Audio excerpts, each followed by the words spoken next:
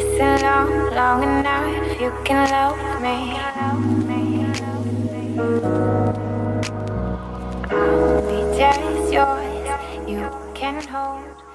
Hi guys, welcome back to my channel. So today we are continuing the Zodiac series, and today we are going to be discussing the Sagittarius. So if you're new to this channel or you're new to the Zodiac series, basically I'm going to break down each Zodiac sign and I'm going to just talk about my experiences with them, how I feel about them, different elements, personality traits, compatibilities, and I'm also going to be demonstrating a look for each sign based on how I feel about the sign, or what colors come to mind when I think about the sign. So today we are talking about Sagittarius. Of course, I had to get a Sagittarius t-shirt, so shout out to all my Sagittarius people who are watching this. So Sag season started November 22nd, which is actually my best friend's birthday, and it ends December 21st. After that starts Capricorn. So today we're going to be talking about Sagittarius, and Sagittarians are ruled by the planet Jupiter, which is the planet of luck. So first and foremost, I only know one Sagittarius male, so my experiences with Sagittarians are all with women, with females. But nonetheless, I love my Sagittariuses. I mean, I love every sign, of course. I really feel like I got to know the Sagittarius sign because my best friend is a Sagittarius and I've been best friends with her since we were babies, pretty much toddlers. So as far as friendships goes, I love having a best friend who's a Sagittarius. I feel like they get along very well with Scorpios. I feel like they get along with almost every single sign. So they're fire, and when you're thinking of fire, I feel like you would think that they would burn out a water sign. I'm a water sign, but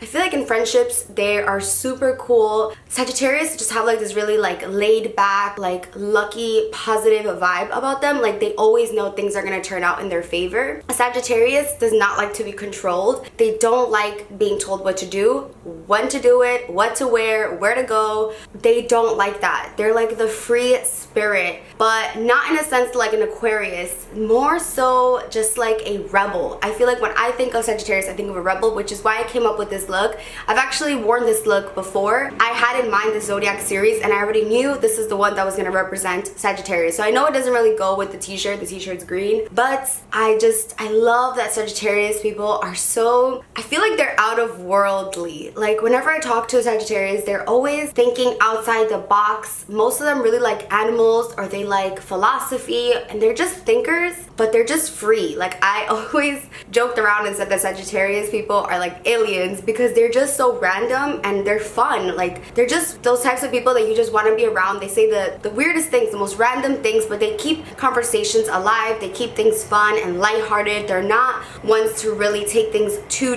seriously. They are career oriented, but I feel like they're able to move around quickly and with no issue. So I feel like Aquarius and Sagittarius do have a lot of similarities, but the Sagittarius, because they are fire signs, they're a little bit more strict when it comes to their beliefs. I feel like they put their foot down and that's it. So in my experience, a Sagittarius would not be in a good relationship with anyone who is too controlling. So a Sag-Scorpio relationship, I feel like could work, like in a romantic relationship, it could work as long as the Scorpio, fully trusts the Sagittarius and is open-minded. Because Sagittarius people are very open-minded. They're very private when it comes to their life. I feel like every Sag that I've ever met, they're not really big into social media. They're not really about that whole posting every single detail life. But when you're actually having like a conversation with them, they will be open with you as long as they feel that vibe, which I feel like, most people are like that. Not everyone. Some people will just tell the world everything and some people won't tell the world anything. But I feel like Sagittarius are like that good middle ground. They like to communicate, they like to converse, they don't like being bored, so they don't like being stuck in one place for too long. So like a house or a job or a relationship, I'm not saying that they're not like loyal, but if you're boring them or if you're just too controlling, they will get up and leave. They'll be like, there's the door, you can walk right out, no issue. Geminis are actually the most compatible with Sagittarius because they are the polar opposites. Sagittarius is the teacher and Gemini is the student. Geminis are always wanting to learn, they're always wanting to listen, and they want to just absorb, and Sagittarius are so wise because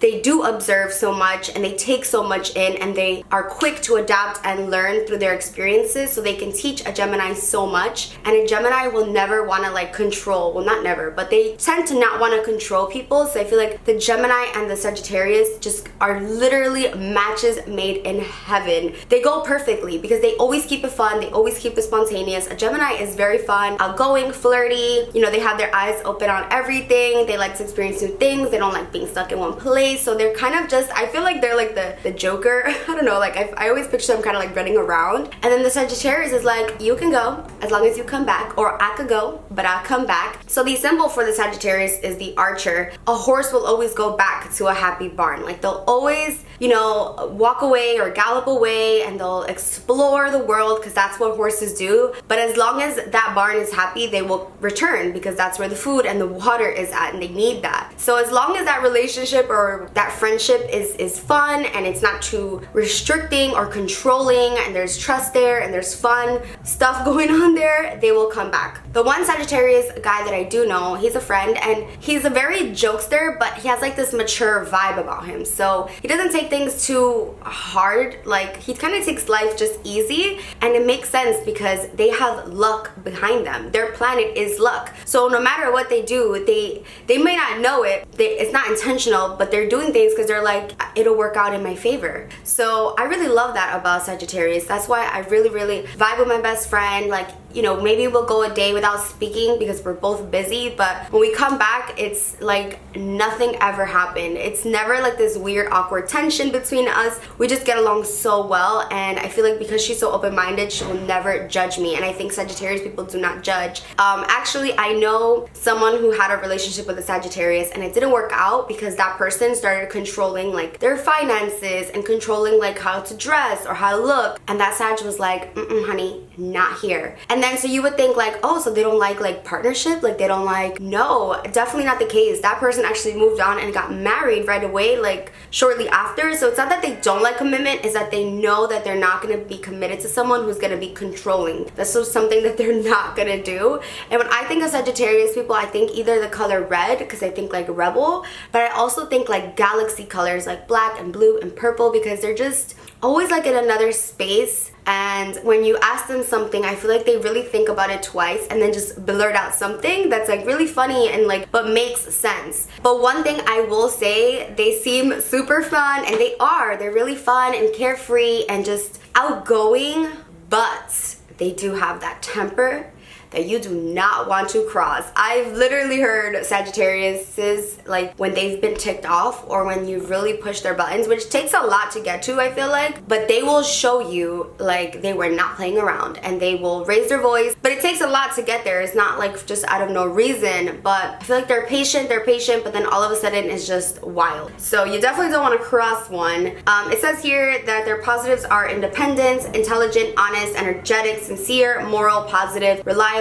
enterprising. I think they are definitely very positive people. I feel like they see the good in situations because I feel like they just are more carefree. That's something that I, you know, really like love about a Sagittarius, because I'm a Scorpio and I tend to be more realistic. I wish I had more of that positive, like lucky vibe, because I mean it truly is amazing to live a life like that, like just to know like things are gonna work out. And obviously it depends on what else is in your birth chart. If all of your other planets are in Libra and your moon is in Sag, that's totally gonna change things up. But like if you're a true Sagittarius, I feel like you just have this lucky vibe forever. Like you just know it's gonna work out, and if it doesn't work out with this person, toodaloo, it doesn't work out with this job, goodbye. There's a door and I'm not mad at it. Like that's the kind of energy they have, and I totally envy it because I'm like, I wish I could be like that. Like I take things too personally. Like I'm the sensitive, emotional, and Sagittarius is more of the just fun, energetic, and they do have emotions. They're just not gonna be vulnerable so that people can use them or abuse them. Like they want to be on top and they want to be the leader, or like, you know, the one who's gonna rule, because you're not gonna rule them. I'll tell you that, you're not.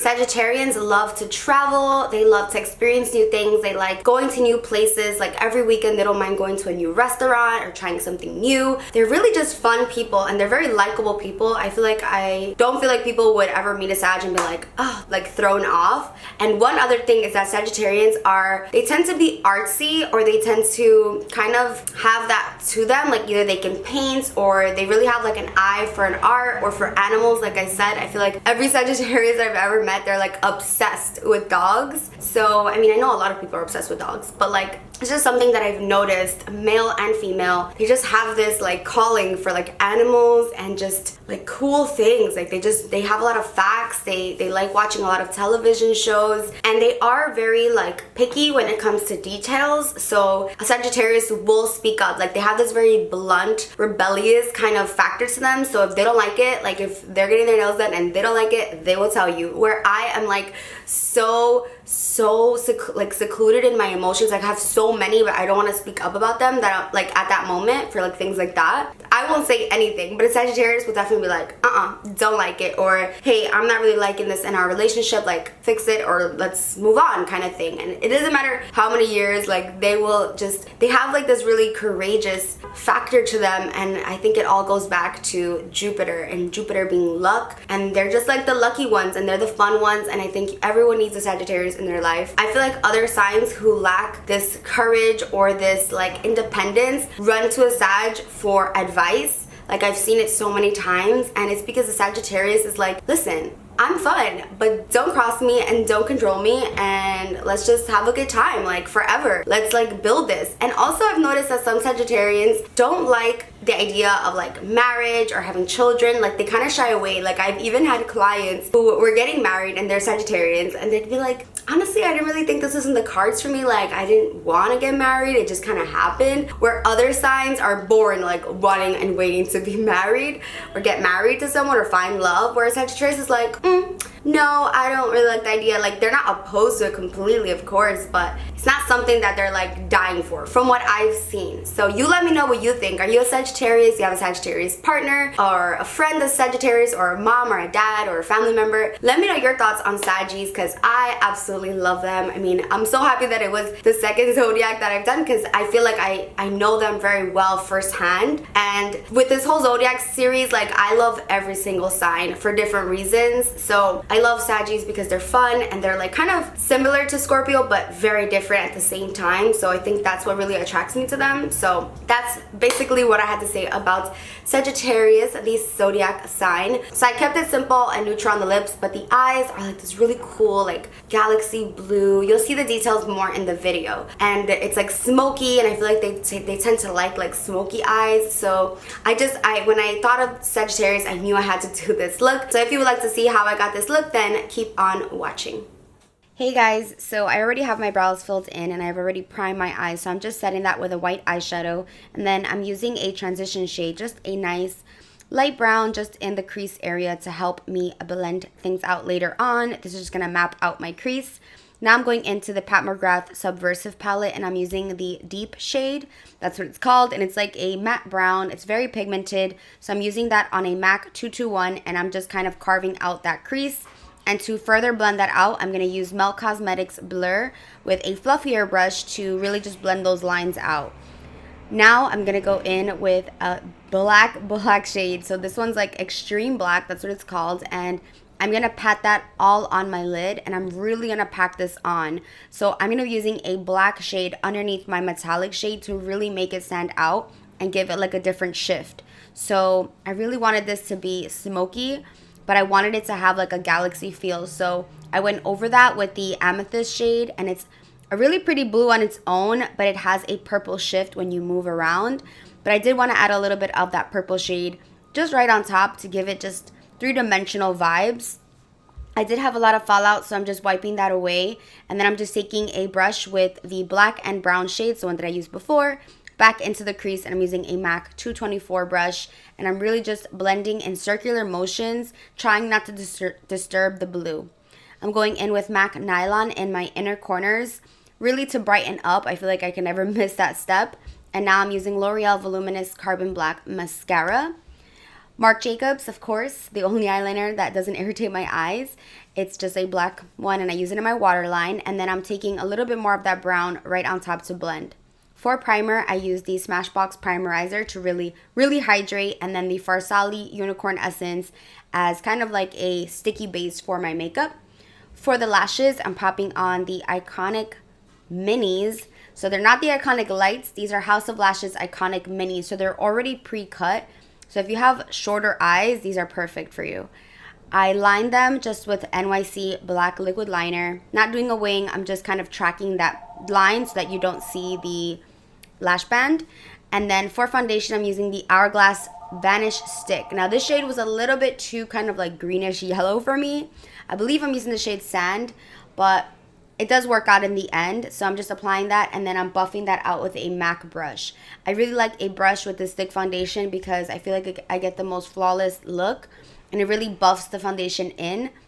But I do like using a beauty blender right on top just to kind of minimize like the thick look, I guess, the cakier look, but it definitely is full coverage. It's one of my most favorite foundations. First, I went in with Custard from NARS for concealer, and here I'm using the Light Neutral from Tarte Shape Tape. This foundation looks so good in pictures, in person, in video. It's so flawless, and I love mixing the NARS concealer now with the Tarte Shape Tape because it gives it a little more fluidity and it just blends so much easier. I'm baking underneath my eyes with the Dermablend translucent powder and also underneath the cheekbones. And then I'm going to set the rest of my face with that same Dermablend powder. So I just took whatever was on the cap and set everything. This is the Lila B Sun-Kissed Bronzer. It's this new like organic brand that they're selling at Sephora.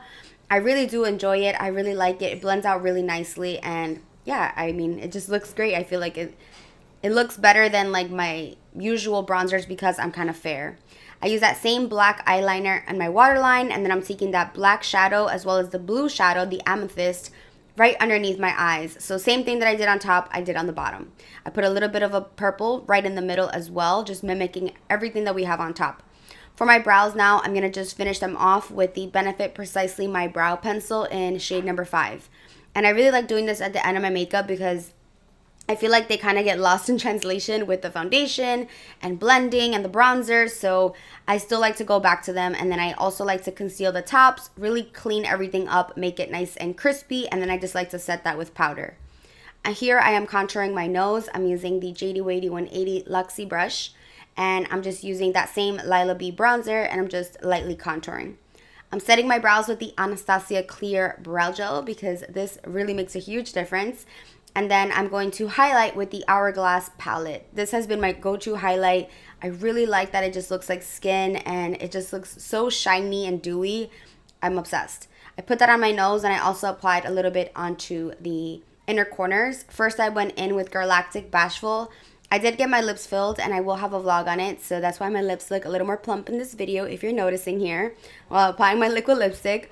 So I put a little bit of Pure Hollywood from Anastasia and then Kiko 03 Gloss. I wanted a little bit more highlight on my nose. I'm using the Dose of Colors and that completes the look. I hope you guys enjoyed it, found it helpful, and I'll see you in the next one. Mwah!